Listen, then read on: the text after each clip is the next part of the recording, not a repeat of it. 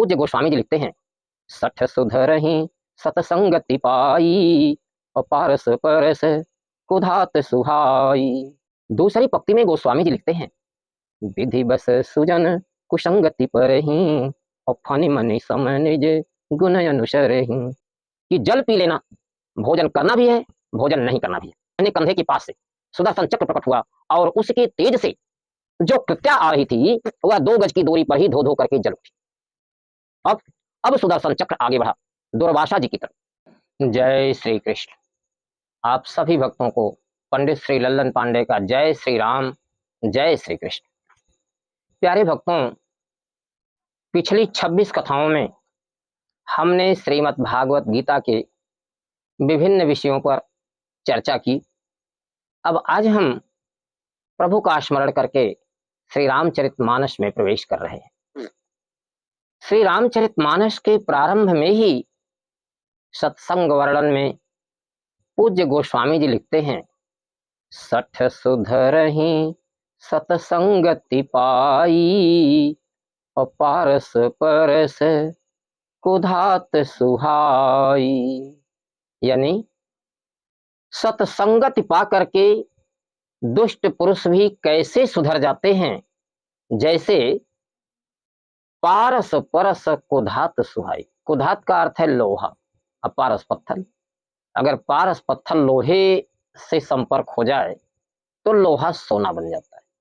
ऐसे ही जो लोग थोड़ा भाई उदंड हैं, वे भी अगर सत्संगति पाते हैं तो सुधर जाते हैं। दूसरी पंक्ति में गोस्वामी जी लिखते हैं, विधि बस सुजन कुसंगति परहि, और फनि मनि सम निज गुण अनुसरहि। आइए उदाहरण लेते हैं और उदाहरण से स्पष्ट समझते हैं। श्रीमद् भागवत महापुराण के 9वें स्कंध में राजर्षि अम्बरीश की कथा वर्णित है।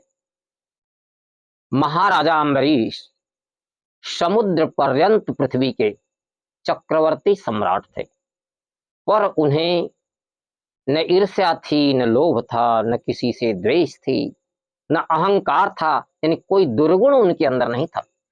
वह भगवान नारायण के भक्त थे। प्रतिदिन सुबह प्रभु की आराधना करते थे और प्रभु से आज्ञा लेकर के जो भी राजकाज है उसे संभालते थे, प्रभु का काम समझ करके करते थे। यह निरासक्त भाव है। और जब उसी राज्य को अहंकार बस करेंगे तो आसक्त भाव हो जाएगा। तो महात्मा अम्बरीश यह समझ करके कि यह राज्य भगवान का दिया हुआ है, भगवान ने हमें राजा बनाया है और भगवान ने यह कर्म दिया है, मुझे यह करना चाहिए, यही भगवान की सेवा है।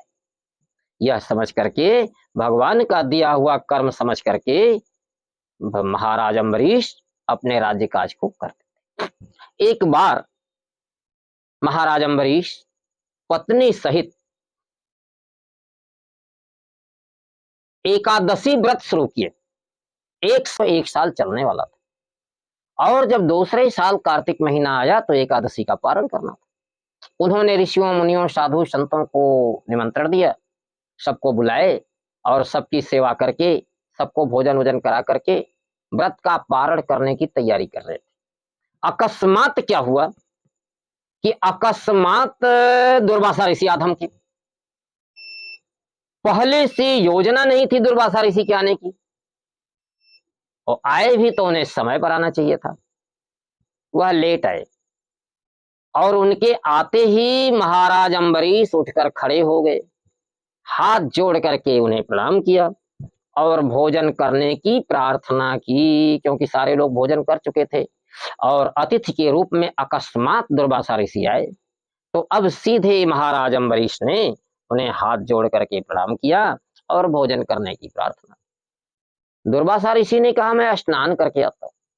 वह शिष्यों स्नान करने चले गए और बड़ी देर तक स्नान करने लगे।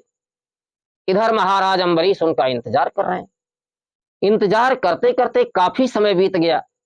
अब द्वादशी समाप्त होने में मात्र 2 घड़ी शेष रह गई थी। धर्म संकट का समय आ गया। महाराज अम्बरीश ने सारे साधु महात्माओं विद्वान ब्राह्मणों से कहा, भाई अब क्या करना चाहिए?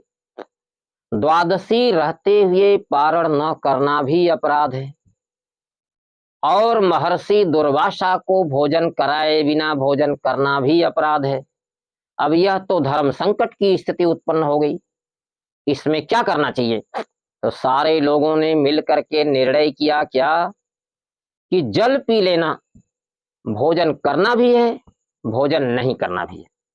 अतः महाराज अम्बरीश एक गिलास जल में तुलसी दल डालकर भगवान को भोग लगाए, और वह भगवान का प्रसाद जल और तुलसी दल प्रभु का नाम लेकर के पी लिए, और दुर्वासा ऋषि का इंतजार करने लगे। जब दुर्वासा ऋषि आए तो उस समय त्रयोदशी लग चुकी थी, द्वादशी बीत चुकी थी। मित्रों, यहां तो दुर्वासा ऋषि की सरासर गलती है। कोई अनभिज्ञ होता तो कहते कि भाई चलो, उसको पता नहीं था, लेकिन दुर्वासा जी ऋषि थे, उन्हें पता था कि द्वादशी रहते हुए पारण करना जरूरी है। इसलिए किसी के व्रत में विघ्न डालने का किसी को भी धर्म आदेश नहीं देता। अब दूसरी बात, यदि दुर्वासा ऋषि अकस्मात आ गए, उन्हें आना था तो समय रहते आना चाहिए था, क्योंकि महाराज अम्बरीश के दरबार में तो ऋषियों मुनियों का हर समय स्वागत था। वह समय रहते आ गए होते। और यदि दुर्वासा जी लेट आए तो उन्हें स्नान करना ही था, तो झटका पटका पर स्नान कर लिए होते जल्दी से वहीं। अरे वहां नौकरों चाकरों की तो कमी नहीं थी, तुरंत आदेश देते, 2 बाल्टी पानी आ जाता और बढ़िया से स्नान कर लेते और तुरंत भोजन कर लेते, कोई दिक्कत नहीं होती। लेकिन अब वो स्नान करने चले गए तो उन्हें याद रखना चाहिए था कि द्वादशी तिथि में कितना समय बाकी है, और जल्दी से स्नान करके आ जाना चाहिए था। यानी उन्होंने गलती पर गलती की। एक तो समय लेट करके आए, और दूसरा जब लेट करके आए तो झटपट स्नान करके भोजन नहीं किए, स्नान करने चले गए और आए त्रयोदशी में। अब इसके बाद क्या होता है? यहाँ तो इतनी गलती उनकी खुदे हो गई कि उन्होंने किसी भी व्यक्ति के, मान लीजिए महाराज अम्बरीश हों, वो तो महाराजा थे, किसी सामान्य व्यक्ति के भी धर्म कार्य में अवरोध डालने का किसी को भी अधिकार नहीं है। हर किसी के धर्म कार्य में हमें सहयोग करने का अधिकार है, अवरोध डालने का अधिकार नहीं है।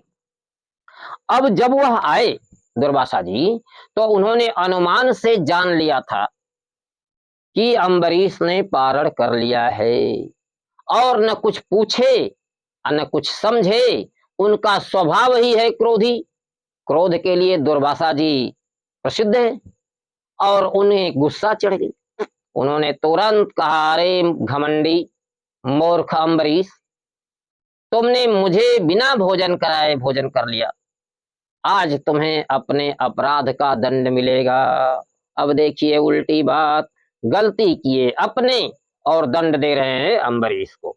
ऐसे ही होती है, जब मनुष्य को या किसी को भी क्रोध आता है तो उसका विवेक नष्ट हो जाता है। अब दुर्वासा जी झट से एक बाल उखाड़े, कृत्या उत्पन्न किए और अम्बरीश को मारने के लिए भेज दिए। उन्हें यह भी चेत नहीं रहा कि कृत्या भगवान विष्णु के भक्तों पर प्रभावी नहीं होती। कृत्या चली, महाराज अम्बरीश जरा भी नहीं घबराए। उन्होंने हाथ जोड़ा, आंखें बंद की और भगवान विष्णु का ध्यान करने लगे। भगवान विष्णु के ध्यान में स्थित हो गए। फिर क्या हुआ? महाराज अम्बरीश के दाहिने कंधे से एक सुदर्शन चक्र प्रकट हुआ। दाहिने कंधे से नहीं, दाहिने कंधे के पास से सुदर्शन चक्र प्रकट हुआ, और उसके तेज से जो कृत्या आ रही थी वह 2 गज की दूरी पर ही धो धो करके जल उठी। अब सुदर्शन चक्र आगे बढ़ा दुर्वासा जी की तरफ, और दुर्वासा जी उसकी ज्वाला में जलते हुए आगे भागे। दुर्वासा जी भागते रहे और सुदर्शन चक्र उनके पीछे लगा रहा। दुर्वासा जी आकाश में गए, पहाड़ों में गए, घाटियों में गए, गुफाओं में गए, समुद्र की पानी में गए, क्योंकि उन्हें विद्या आती थी, वह जल थल और वायु तीनों में चल सकते थे। तो उन्होंने पूरी पृथ्वी पर भ्रमण किया, उन्हें कहीं भी जगह नहीं मिली वह देवलोक में गए, शिवलोक में गए, ब्रह्मा जी के पास गए, किसी ने उनकी रक्षा नहीं की। अब हार पटक करके दुर्वासा जी विष्णु भगवान के पास गए बैकुंठ धाम में, और उनसे कहा, विष्णु, तुम्हारा सुदर्शन चक्र मुझे जला रहा है, इसे वापस लो। भगवान विष्णु ने कहा, ऋषिवर, यह सुदर्शन चक्र तो मेरे बस में नहीं है, और स्वयं मैं भी अपने बस में नहीं हूं। बैकुंठ धाम में तो मेरी शरीर मात्र रहती है, मेरा मन तो मेरे भक्तों के मन में रहता है। इसलिए आप महाराज अम्बरीश के पास चले जाइए, और मेरे भक्त बड़े दयालु होते हैं, यह सुदर्शन चक्र उनके पास से चला है और उन्हीं के स्तुति करने पर शांत होगा। इसलिए ऋषिवर, आप अविलंब महाराज अम्बरीश के पास चले जाइए। अब महर्षि दुर्वासा वापस अम्बरीश के पास आए, और उनके आते ही महाराज अम्बरीश बड़े प्रसन्न हुए। उन्होंने प्रार्थना की, उनके प्रार्थना करने पर सुदर्शन चक्र शांत हो गया, वापस हो गया। अब महर्षि दुर्वासा की जलन शांत हो गई, वह बड़े प्रसन्न हुए, और उन्होंने अम्बरीश को आशीर्वाद देते हुए कहा, राजन, आज मैंने जाना कि भगवान विष्णु के भक्त कैसे होते हैं। मैं तुम पर बहुत ही प्रसन्न हूं, तुम्हें आशीर्वाद देता हूं कि तुम्हारा कल्याण हो। अब महाराज अम्बरीश दुर्वासा ऋषि को भोजन कराए, उसके बाद भोजन किया। मित्रों, जितने समय तक दुर्वासा जी भागे, सारे लोकों में भ्रमण किए और वापस लौट कर आए, इतने समय में 1 साल का समय बीत चुका था, और दूसरे साल की कार्तिक की एकादशी आ चुकी थी। और इतने समय तक, इस पूरे 1 वर्ष तक महाराज अम्बरीश उसी तरह से जल पी करके खड़े रह गए थे। देखिए कैसे होते हैं भगवान के भक्त। अब दुर्वासा ऋषि अम्बरीश को आशीर्वाद दे करके और अपने क्रोध और अहंकार पर पछताते हुए, प्रायश्चित करते हुए वापस गए। सठ सुधरहि सतसंगति पाई, अपारस परस कुधात सुहाई। देख लीजिए, महर्षि अम्बरीश का संपर्क पा करके, संसर्ग पा करके महर्षि क्रोधी और अहंकारी दुर्वासा जी अपने किए पर प्रायश्चित करते हुए वापस लौटे। अब अगली पंक्ति में गोस्वामी जी लिखते हैं कि विधि बस सुजन कुसंगति पर ही, और फनि मनि सम निज गुण अनुसर ही।